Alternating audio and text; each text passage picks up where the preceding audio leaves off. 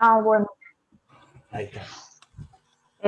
igual era con respecto a la conformación de grupos, si es de 4 integrantes o de 5, Eh, porque en el práctico de la Comisión B dijeron que tenemos que armar grupo de 5, pero en el aula web dice grupos de 4. eh, yo diría dos cosas. Uno, que yo redirigiría la pregunta a los o las docentes de cada práctica, de cada comisión. Y lo otro que diría es que es más bien una conformación ideal, está lo ideal y está las posibilidades efectivas, no habría ningún drama, ninguna exclusión, porque los grupos sean de un número diferente al que está propuesto, estipulado y que, digamos, tiene que ver por un lado, que sean grupos no muy numerosos para que permita una interacción, una cierta riqueza, que no sea tampoco solamente de a dos, ¿no? Un número, digamos, es de cierta manera ideal u óptimo. Este, la idea, supongo los docentes seguramente la comparten, no es forzar o imponer algo excluyente, sino como una indicación orientativa y deseable, si se quiere, del número de integrantes del grupo. Eso es lo que podría decir, pero sin querer pasar por encima de los docentes, con lo cual me parecería bien que confirmen esto. ¿Me parece? Dale, gracias.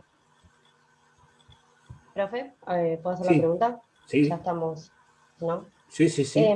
Mi pregunta era, usted dijo que el sistema capitalista está sostenido por la plusvalía. Si no tuviésemos esa plusvalía, o sea, ¿podría haber un sistema económico que esté en pie sin la base de una plusvalía o no podríamos? Y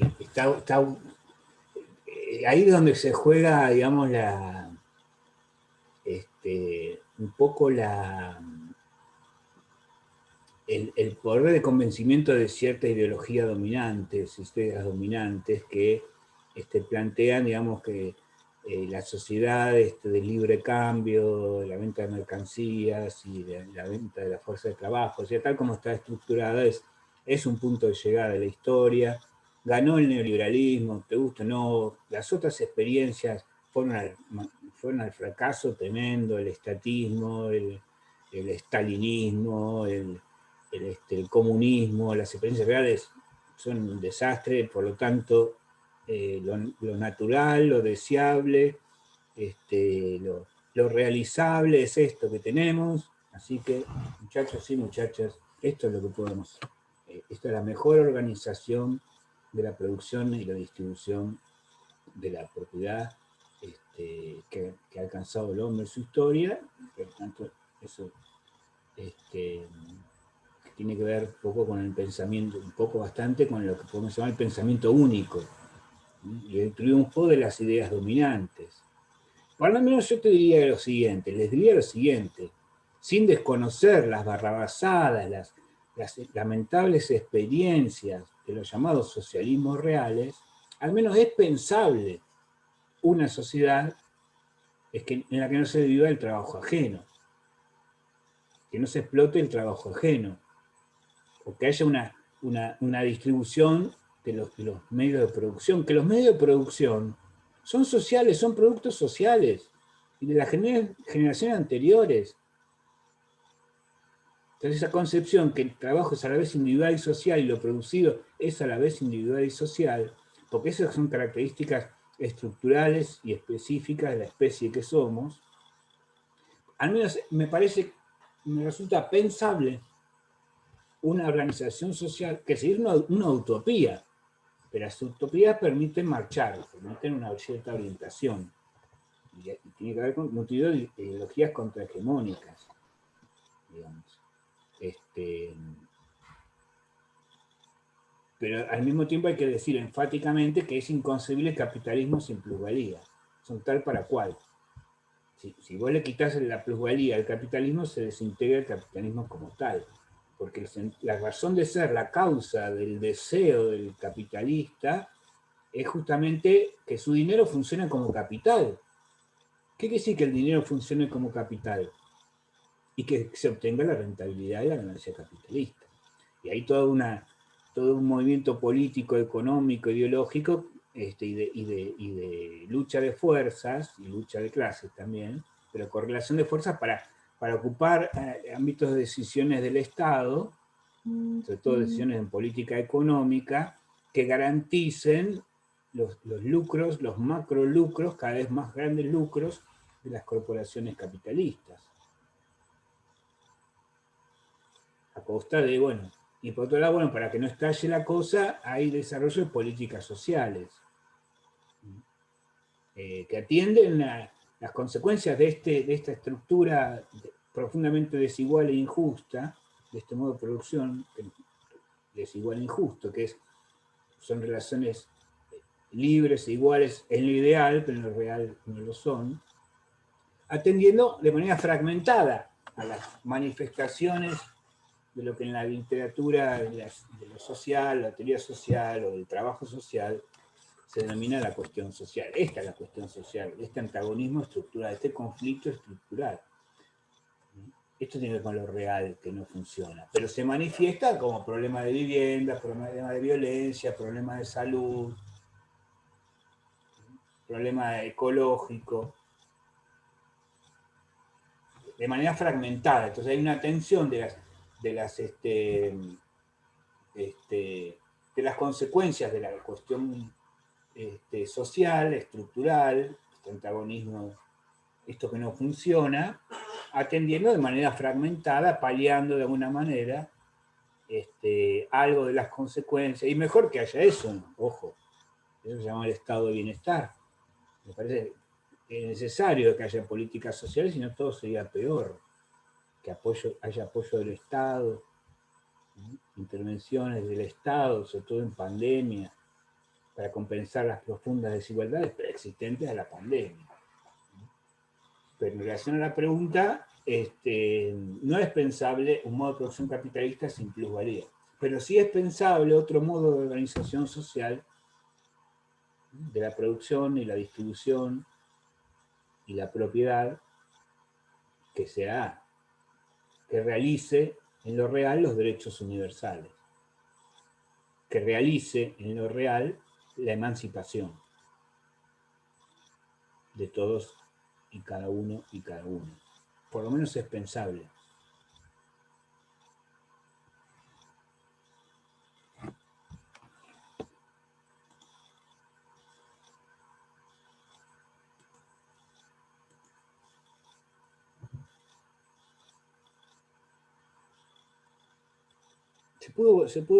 Pude transmitirles con mínima claridad por lo menos cuál es, por ejemplo, en el campo de la teoría social de Marx, ¿en qué sentido estamos hablando de síntoma en su radicalidad y en su complejidad?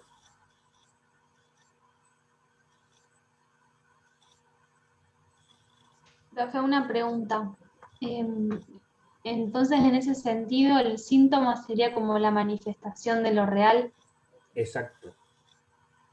De lo Bien, real que en no el funciona. plano, bien, en el plano social y en el plano individual, después lo van a Y el plano, explicar Lacan y Freud. claro, exactamente. Y también nosotros, en el contexto de la cátedra de psicología social, constituimos el concepto de categoría, de síntoma psicosocial, levantando, digamos, la concepción de síntoma social y de síntoma individual. Y la idea es, en este contexto y con ustedes, pensar juntos el síntoma fonoaudiológico. Pensar esta categoría de síntoma en el seno de la disciplina y profesión de la fonoaudiología. Al menos ofrecer esta lógica y ver qué aperturas propicia o genera. Y siempre en esta línea que procuramos de evitar reduccionismos, de pensar en términos de complejidad. sin disolver la especificidad de la fonoaudiología, o la particularidad de la fonoaudiología, como hicieron mención muy bien la otra vez los otros teóricos, que la idea es que no sea un derivador o una derivadora, una derivación permanente a otro, sino que indudablemente sin desconocer el plano de la manifestación y las causalidades inmediatas que hay que atender en el plano de la urgencia, en el plano de mejorar las condiciones de vida, no hacérselo tan difícil, o hacérselo más fácil, pero sin desconocer, sin obturar, sin amputar esta dimensión del síntoma como símbolo, frente al cual hay que tener esa apertura, esa indagación, de otros planos, de otras, digamos, una relación que es un concepto entonces del síntoma que es inter y transdisciplinario. Conserva lo intradisciplinario como manifestación en el campo particular. Pero la necesaria articulación interdisciplinaria restituye complejidad. Pero no quedarse solamente en lo inter, que son puras diferencias entre visiones de cada disciplina, sino poder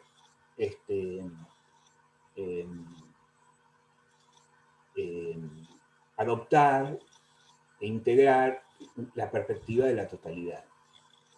Porque es de la perspectiva de la totalidad, que es lo que le critica justamente la escuela de Frankfurt, Adorno, Horkheimer a Popper. Entonces, la experiencia particular, si no funciona, listo, tirar esa teoría.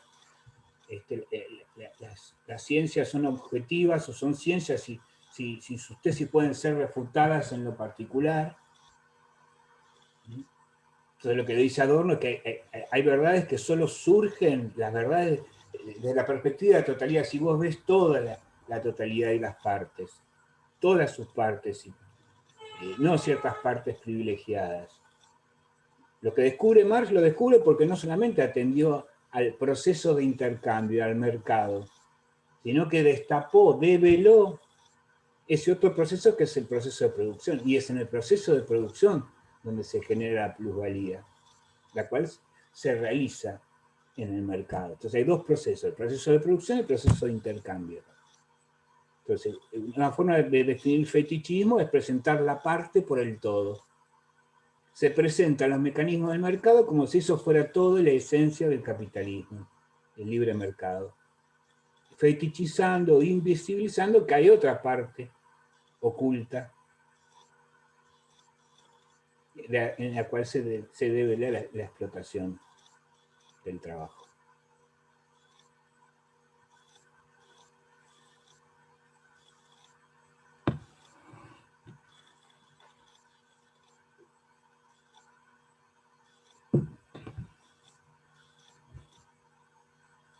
Profe, yo tengo una pregunta. ¿Tienen ahí?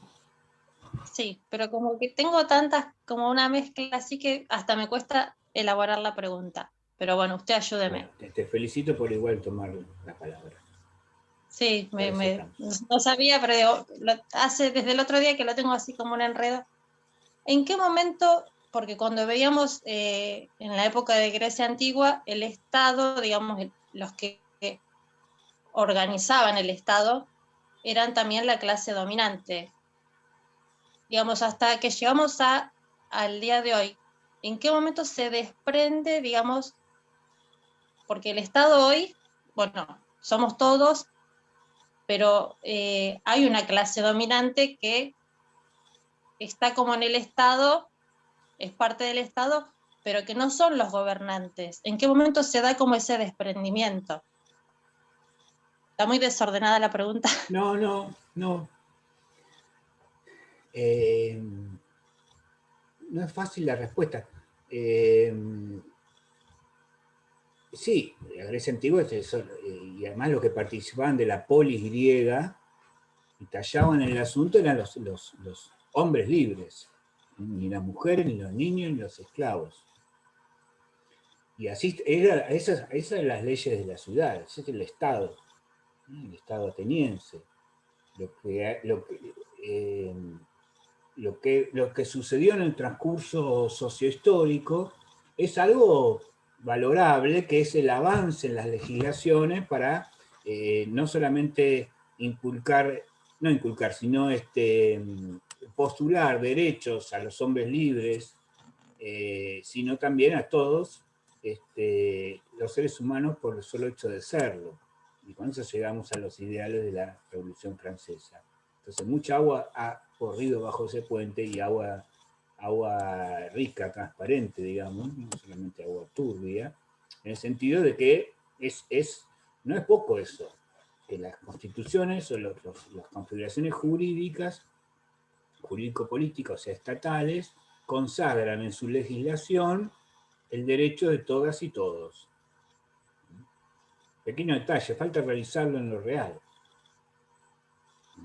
En lo real hay una negación de... Ahora, en la esfera política, en la esfera del Estado, ha habido y hay expresiones de la lucha de clases. O sea, representaciones de unos y otros. Pero bueno, con predominio de políticas que, según la lógica imperante, deben garantizar que haya inversiones, que haya capitales. Si no, ¿por qué creen que se paga semejante deuda externa?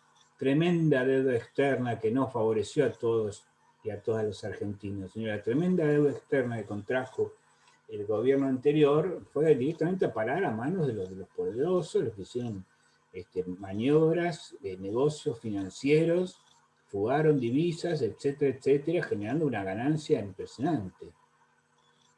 No es verdad que la crisis es su oportunidad. Escucharon esa frase, ¿no? La crisis es oportunidad. La crisis es oportunidad para los ricos. Bueno, pero ahí en ese periodo, los gobernantes que administraban, vamos a decir, el Estado, eran representantes de ese sector de poder. Exacto, tal cual. Y para mí es indiscutible que en el gobierno actual eso no es así. Sin embargo, hay una determinación, una imposición de la propia lógica de reproducción capitalista que tenga que ver, y con intereses que están presentes en el gobierno, que tiene que ver con la decisión de pagar la deuda externa. Porque imagínate las cosas que se podrían hacer si no se pagara esa deuda externa fraudulenta, o si la pagaran, mejor dicho, los que se beneficiaron con ella.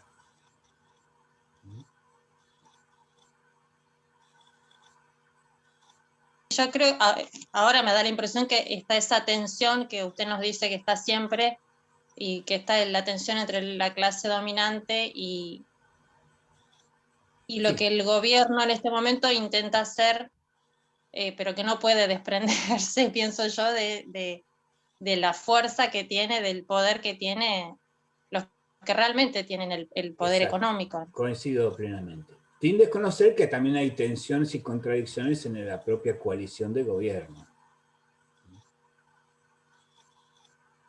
Hay expresiones de diferentes actores sociales o agentes sociales o cadenas de empresas.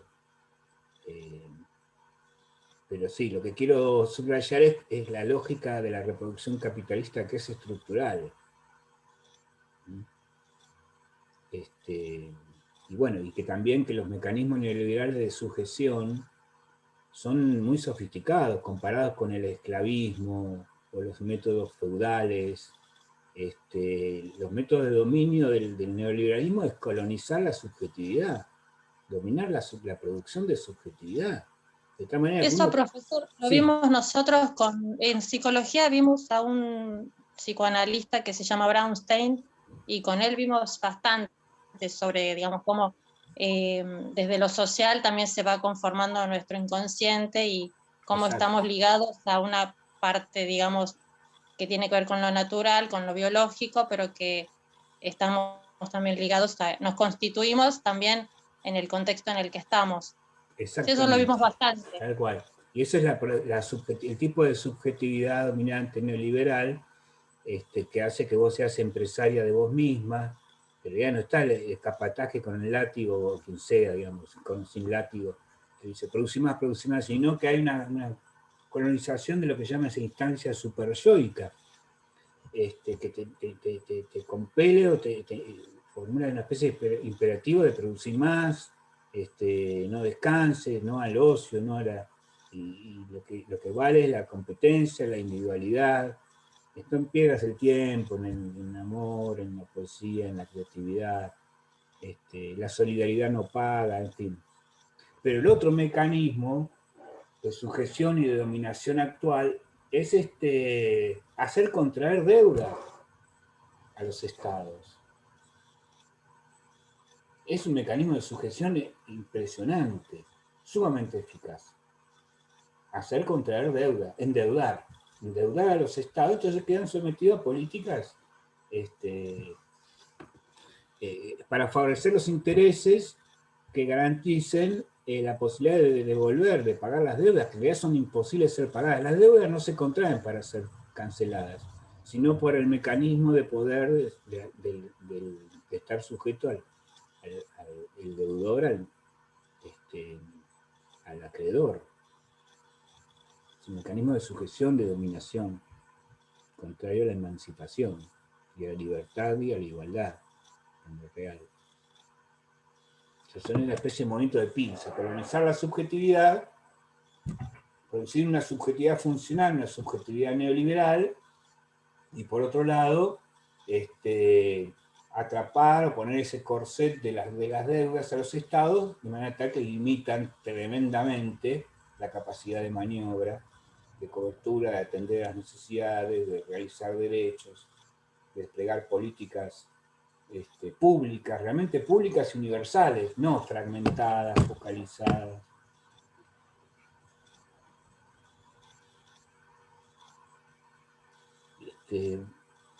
Me parece bárbaro que se enganchen con esas materias, con esos contenidos. Pero también es importante que ustedes se apropien de esta lógica de esta categoría, la lógica de la categoría de síntomas, el modo de pensar, el modo de abrir preguntas, si se quiere, más que de afirmar contenidos. Y ese es el propósito de estas clases.